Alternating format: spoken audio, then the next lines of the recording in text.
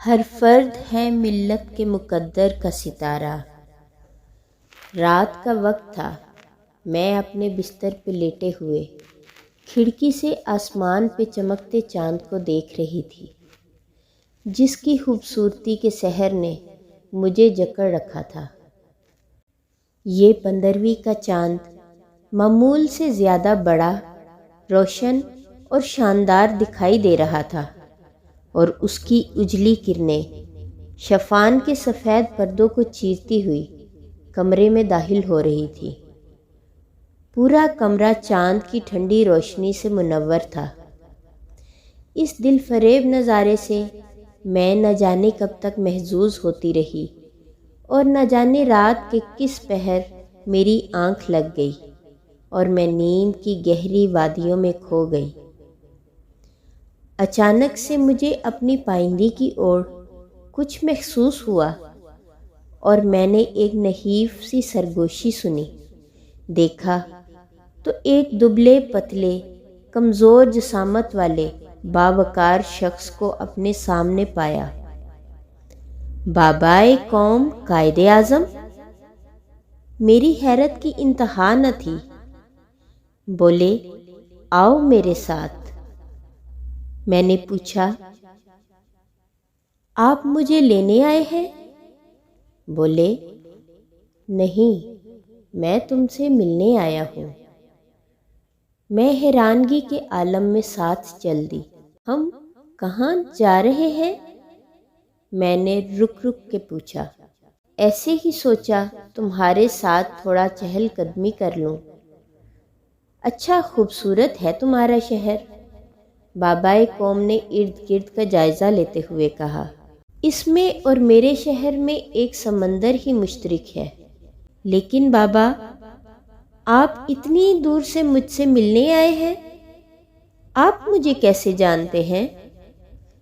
میرے سوال پر وہ چلتے چلتے رک گئے اور بولے، بابا بھی بول رہی ہو اور پوچھ رہی ہو کہ میں تمہیں کیسے جانتا ہوں، اور میں کوئی دور سے نہیں آیا، بس دوسری دنیا سے آیا ہوں۔ اب حیرت سے کیا دیکھ رہی ہو؟ بتایا نہ ملنے آیا ہوں۔ اچھا خاصا کام کر رہا تھا، فضول میں یہاں بھیج دیا۔ ان کے لہجے میں تھوڑی اکتاہٹ تھی۔ کیا کام کر رہے تھے آپ؟ اپنی سالگرہ کی تیاریوں میں مصروف تھا کہ ایک فرشتے نے بتایا کہ تم سے ملنے کے لیے جاؤں۔ سالگرہ؟ کیا دوسری دنیا میں دسمبر شروع ہو گیا ہے؟ یہاں تو ابھی اگست ختم ہونے والا ہے۔ وہ والی سالگرہ نہیں، وہ جسے تم لوگ برسی کہتے ہو، وہ۔ ہاں، تمہیں کیسے یاد ہوگا، تم لوگوں نے تو 11 ستمبر کی چھٹی بھی ختم کر دی۔ تو کیا آپ اپنی برسی مناتے ہیں؟ ہاں، اسی بہانے سب احباب سے ملاقات بھی ہو جاتی ہے۔ ویسے بھی موت انسان کی زندگی کا خاتمہ نہیں، ایک نئی اور حقیقی زندگی کی ابتدا ہے، اور میں اپنی اس زندگی سے خوب لطف اندوز ہو رہا ہوں۔ وہاں سب ایسے ہی کرتے ہیں۔ ابھی کچھ ماہ پہلے ہی اقبال کی سالگرہ پہ سب اکٹھے ہوئے تھے۔ ملکی حالات پہ بات ہوئی تو بہت رنجیدہ ہوئے۔ بولے، جناب، میں نے تو اس ملک کا خواب نہیں دیکھا تھا۔ جب یہ قوم مجھے اپنا قومی شاعر بولتی ہے تو بہت شرمندگی ہوتی ہے کہ میں اس قوم کا قومی شاعر ہوں۔ میں نے تسلی دی اور بتایا کہ تمہیں تو پوری صدی کے بہترین شاعر کا اعزاز بھی اسی قوم نے دیا ہے۔ بولے، میں نے کبھی خود کو بہترین شاعر نہیں سمجھا۔ ہاں، میری قوم دنیا کی بہترین قوم بن جائے، اس کی خواہش ضرور کی میں نے۔ کچھ دیر خاموشی چھائی رہی، اور ہم دونوں لکڑی کے بینچ پہ بیٹھے چاندی کی طرح چمکتے سمندر کو دیکھتے رہے۔ بیٹا، میں نے بھی ایسا پاکستان نہیں بنایا۔ اقبال کا خواب مسلمانان ہند کے لیے ایک الگ فلاحی ریاست۔ اللہ سبحانہ و تعالیٰ نے میرے ذریعے اس خواب کو پورا کروایا۔ پاکستان کے قیام سے وہ ریاست تو معرض وجود میں آ گئی، لیکن اس ریاست کے لیے میں نے جو خواب دیکھے تھے ان کو نہ جانے کون پورا کرے گا۔ بابائے قوم، کاش آپ اتنی جلدی نہ جاتے، کاش آپ ان دنوں میں ہمارے ساتھ ہوتے۔ قائد مسکرائے۔ جو ہوتا ہے اللہ کی مرضی سے ہوتا ہے، اور اگر آج میں زندہ ہوتا تو میں بھی جیل میں ہوتا۔ وہ کیوں؟ میں نے حیرت سے پوچھا۔ اس لیے کہ میں تو یہ کبھی نہ کہتا کہ میں پی ٹی آئی چھوڑ رہا ہوں، اب تم لوگوں کا زمانہ ہے اور اس میں تم لوگوں کو ہی ذمہ داری اٹھانی ہوگی۔ دنیا کو ہے پھر مارکائے خون و بدن پیش، تہذیب نے پھر اپنے درندوں کو ابھارا، افراد کے ہاتھوں میں ہے اقوام کی تقدیر، ہر فرد ہے ملت کے مقدر کا ستارہ۔ میں نے پوچھا، ہم کیسے پاکستان کو ان بحرانوں سے نکال سکتے ہیں؟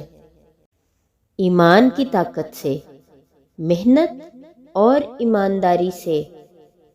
اللہ سبحانہ و تعالی کوشش کو کبھی رائیگاں نہیں جانے دیتا۔ اگر میرے پاکستانی ان اصولوں کو اپنا لیں تو ان کی محنت کا صلہ ان کو ضرور ملے گا۔ پاکستان کا جو خواب ہم نے دیکھا تھا اس کو سچا کرنے کی ذمہ داری آپ لوگوں پر عائد ہے۔ میں نے کہا، بابا کون اس کی ذمہ داری لے گا؟ ہمارا معاشرہ تو بٹا ہوا ہے۔ بولے، ہاں، 2 قومی نظریے پہ بنا تھا پاکستان۔ خیر، آج بھی پاکستان میں 2 قومی نظریہ موجود ہے، لیکن افسوس کہ ایک قوم ظلم کرنے والی بن گئی اور دوسری ظلم سہنے والی۔ قائد نے آہ بھری۔ میری خواہش تھی کہ ایک ایسا ملک ہو جہاں سب برابر شہری ہوں اور انہیں ایک معزز زندگی گزارنے کے لیے مساوی حقوق میسر ہوں۔ اس کے لیے آپ سب لوگوں کو کوشش کرنا ہوگی تاکہ پاکستان میں انصاف اور انسانی برابری قائم ہو سکے۔ تم چاہے کسی بھی رنگ، نسل، زبان، فرقہ یا برادری کے ہو، سب سے پہلے تم پاکستانی ہو۔ جیسے تم سب کے برابر حقوق ہیں، ویسے ہی برابر ذمہ داری بھی ہے۔ جب تک اپنے اختلافات کو ختم نہیں کرو گے، ایک متحد پاکستان کیسے بناؤ گے؟ میں نے کہا، ہمارے معاشرے میں عدم برداشت اتنی بڑھ گئی ہے کہ لوگ چھوٹی سے چھوٹی بات پہ لڑنے کے لیے تیار ہو جاتے ہیں، اور یہ جنون روز بروز بڑھ رہا ہے۔ قائد بولے، یاد رکھو، دنیا میں 2 طرح کی طاقتیں ہیں، ایک تلوار کی طاقت اور دوسری قلم کی۔ میں نے جب پاکستان بنانے کی جدوجہد شروع کی تو میں نے یہ فیصلہ کیا کہ دلائل کی بنا پہ ہی جدوجہد کروں گا، اور میں نے ہمیشہ اپنے الفاظ سے ہی اپنی بات منوائی، نہ کہ بندوق کے زور پہ۔ اگر ہمیں دوسروں کی بات اچھی نہیں لگتی تو اس کا ہرگز یہ مطلب نہیں کہ ہم طاقت کا استعمال کریں، بلکہ طاقت کے بلبوتے پہ بات منوانا کمزوری کی نشانی ہے۔ تمہاری بات میں ہی اتنا وزن ہو کہ دوسرا قائل ہو جائے، اور میں سمجھتا ہوں کہ تلوار اور قلم سے بڑی ایک اور طاقت ہے جو پاکستان کو اس مشکل دور سے نکال سکتی ہے، اور وہ ہے خواتین کی طاقت۔ میں نے ہمیشہ کہا کہ کوئی بھی قوم اپنے ہونے کا حق ادا نہیں کر سکتی جب تک کہ اس قوم کی خواتین مردوں کے شانہ بشانہ نہ چلیں۔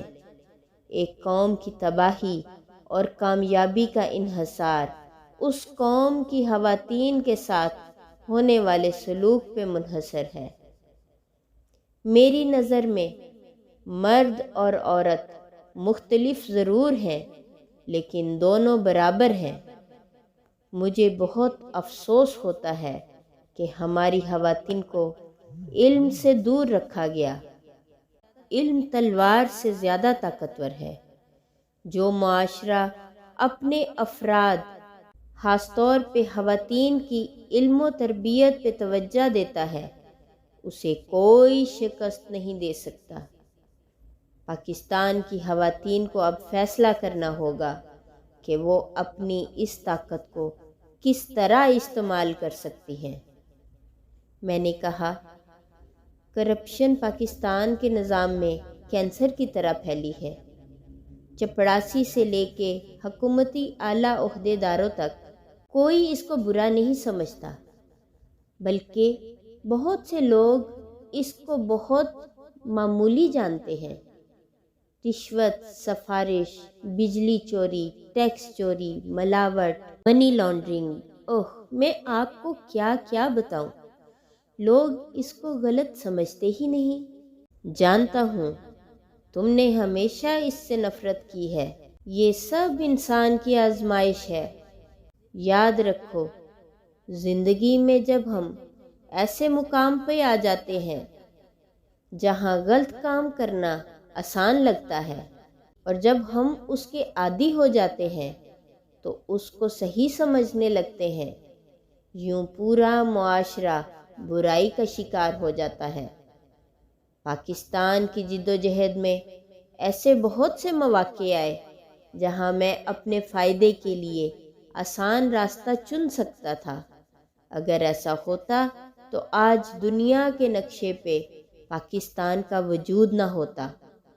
تم لوگوں کو پاکستان کے لیے اپنے ذاتی فائدے کو پسے پشت ڈالنا ہوگا۔ زندگی میں بہت سے موقعوں پہ ایسا ہوگا جب وقتی فائدہ ہی پرکشش لگے گا، لیکن آپ لوگوں کو ہمیشہ صحیح راستے پہ ہی کھڑے رہنا ہے اور اپنے نفس کے ہاتھوں کمزور نہیں پڑنا۔ یاد رکھو، محنت کا کوئی نعم البدل نہیں۔ لوگوں کو اپنی بدعمالیوں کا اللہ کے حضور جواب دہ ہونا ہے۔ ہر کسی کو پاکستان کے نظم کو بدلنے کے لیے حصہ ڈالنا ہوگا۔ پاکستان 2 حصوں میں بٹا ہوا ہے، عام عوام کا پاکستان اور VIP لوگوں کا پاکستان۔ میرے پاکستان میں سب لوگ برابر تھے۔ پاکستان کی ترقی کے لیے اس VIP کلچر کو ختم کرنا ہوگا اور اس کے لیڈروں اور افسروں کو عوام کی خوشحالی کے لیے کام کرنا ہوگا۔ ان کو دیانتداری، بے غرضی اور خلوص سے عوام کی خدمت کرنی چاہیے۔ مگر یہ کیسے ہوگا؟ میں نے پوچھا۔ یہ لوگ تو عوامی مسائل سے کوسوں دور ہیں۔ بولے، تم لوگوں کو اپنے لیڈروں اور افسروں سے اپنے حقوق کا مطالبہ کرنا ہوگا۔ اگر یہ لوگ تعریف کے مستحق ہوں تو ان کی تعریف کرو، اور جب یہ لوگ تنقید کے مستحق ہوں تو بلا خوف ان پہ تنقید کرو۔ کامیابی کے راستے میں مشکلات آتی ہیں۔ پاکستان کے حصول کے لیے ہم نے جتنی قربانیاں دی ہیں ان کی تاریخ میں مثال نہیں ملتی۔ لیکن بابا، 76 سال ہو گئے۔ میں نے مایوسی سے کہا۔ مایوس نہیں ہوتے، مایوسی گناہ ہے۔ ایک قوم جتنی تکلیفیں برداشت کرنا اور قربانیاں دینا سیکھتی ہے، وہ اتنی زیادہ خالص، پاکیزہ اور مضبوط قوم بن کے ابھرتی ہے۔ سونا آگ میں تپ کے ہی کندن بنتا ہے۔ اپنے حوصلے بلند رکھو، متحد رہو، ہمت اور صبر کے ساتھ ہر مشکل کا سامنا کرو، محنت کرتے رہو۔ یاد رکھو، مسلمان مصیبت میں گھبرایا نہیں کرتا، ہے اپنی کشت ویراں سرسبز اس یقین سے، آئیں گے اس طرف بھی ایک روز ابر باراں۔ قائد خاموش ہو گئے۔ چاند کی روشنی میں سمندر کی اٹھتی لہریں بہت دل فریب محسوس ہو رہی تھی۔ لگتا تھا جیسے انگنت سفید مور پر پھیلائے پانی کے اوپر ناچ رہے ہوں۔ کچھ دیر بعد بولے، حکمران طاقتور ہے اور عوام کمزور۔ طاقت کا اصل سرچشمہ عوام ہے، عوام کو طاقتور ہونا چاہیے۔ میں خوش ہوں کہ آخرکار پاکستان کو ایک ایماندار لیڈر ملا۔ انشاءاللہ بہت جلد یہ مصائب ختم ہو جائیں گے۔ یاد رکھو کہ انصاف کا نظام ہی کسی ملک کو ٹھیک کر سکتا ہے۔ پاکستان کا بننا اللہ کا بہت بڑا معجزہ ہے۔ اب سب پاکستانیوں کی ذمہ داری ہے کہ اسے خلافت راشدہ کا نمونہ بنائیں، تاکہ اللہ سبحانہ و تعالی اپنا وعدہ پورا کریں اور مسلمانوں کو پوری دنیا کی بادشاہت عطا کریں۔ اپنی حقیقت کو پہچانو، کیونکہ تمہارے ذریعے اللہ نے پوری دنیا میں اسلام کا نظام نافذ کرنا ہے۔ عروج آدم خاکی سے انجم سہمے جاتے ہیں کہ یہ ٹوٹا ہوا تارا مہ کامل نہ بن جائے۔ میں نے اقبال کا یہ شعر پڑھا تو قائد کی نظر آسمان پہ چمکتے ہوئے ایک تارے پہ پڑی۔ بولے، ہمارے جانے کا وقت ہو گیا ہے، فاطمہ ہمارا انتظار کر رہی ہوگی۔ آتے ہوئے اسے دودھ کی نہر کے پاس حوروں کے ہمراہ چھوڑ آیا تھا۔ قائد کے ان الفاظ کے ساتھ ہی روشنی کی عجب سی آواز ہو گئی، کچھ نیلی سی، جیسے کوئی الارم بج رہا ہو، اور میری آنکھ کھل گئی۔ میں نے الارم بند کیا اور اٹھ کے فجر کی تیاری کرنے لگی۔